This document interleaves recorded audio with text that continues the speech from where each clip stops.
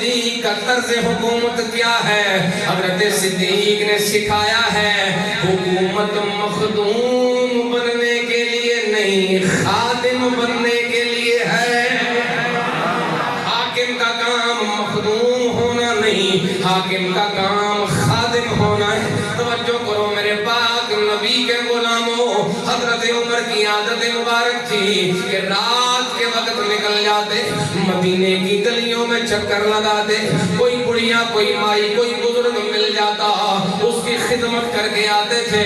جناب عمر فرماتے ایک رات میں نکلا ہوں، مجھے پتا چلا فلاں محلے کے کونے میں ایک بڑی خاتون رہتی ہے، میرے دل میں شوق آیا جاؤں اس کی خدمت کر کے آؤں۔ جب میں اس کے گھر میں پہنچا ہوں کیا دیکھتا ہوں، اماں بستر پہ لیٹی ہوئی ہے، گھر کا سارا کام مکمل ہے، گھڑے میں پانی بھی موجود ہے، اس کے پاس 2 وقت کا کھانا بھی موجود ہے، گھر بھی صاف ستھرا ہے۔ میں بڑا حیران ہوا کہ مدینے میں کوئی دوسرا عمر بھی آیا ہے، کوئی اور بھی ہے جو یہ کام کرتا ہے۔ کہتے ہیں میں نے کہا شاید کل آؤں گا، کل کوئی کام ہوا تو کروں گا۔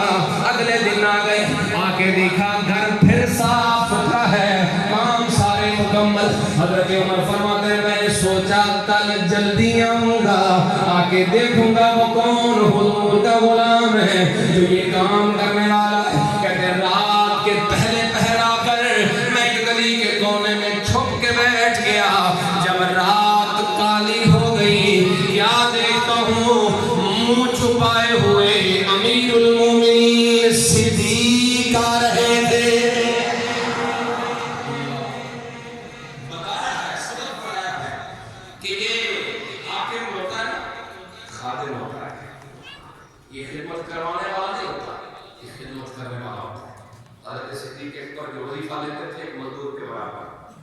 میں ایک جگہ کو پڑھا تھا کہ گھر والوں سے خواہش کا اظہار کیا کوئی میٹھی چیز بھی کھانے کو مل جائے۔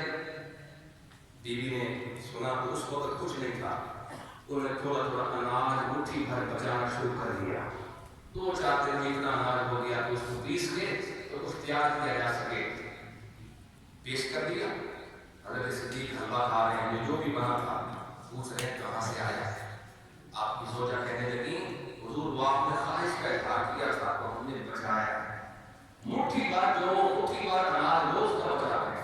آپ نے اچھا غلام کو بلایا اور بلا کے فرمایا جاؤ جا کے بیت المال کے ناظر کو یہ پیغام سناؤ صدیق کا گزارا ہو سکتا ہے، ایک مٹھی اور بنا دے ہو، ایک مٹھی اناج اور کم کر دے ہمارا گزارا ہوتا ہے۔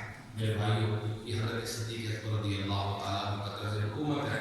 اللہ تعالیٰ ہم سب کو اور خصوصی طور پہ دعا ہے حکمرانوں کو اللہ یہ توفیق عطا فرمائے۔ اعلان سماعت فرمائیں انشاءاللہ العزیز آج جمعہ المبارکہ کے بعد، کیونکہ کشمیر ڈے ہے، کشمیر ریلی جمعہ المبارک کے بعد 2:30 بجے کا ٹائم لکھا ہے، مرانگن چوک سے لنگیال چوک تک یہ انعقاد ہے اس کا۔ اب آپ اس میں بھی شرکت فرمائیں۔ اللہ ہم سب کا حامی و ناصر ہو، وما علیہ الا البلاغ۔